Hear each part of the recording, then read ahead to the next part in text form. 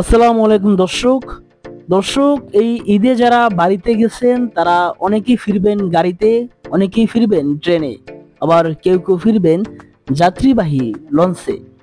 দর্শক, সবাইকেই সতর্ক থাকার অনুরোধ করা হলো।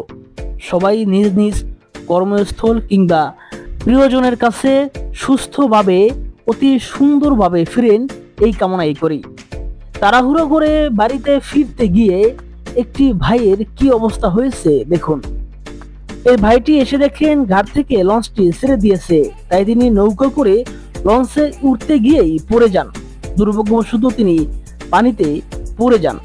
পড়ে যাওয়ার পরে এই পাশে থাকা নৌকাটি তাকে তুলে নেয়। ভাইটির ভাগ্য ভালো, হয়তো অনেক বড় একটি বিপদ হতে পারত। সে বিপদ থেকে আল্লাহ তাআলা তাকে বাঁচিয়েছে। পরবর্তীতে তিনি সাঁতরিয়ে নৌকাটিতে উঠেন এবং তার জীবন বাঁচান।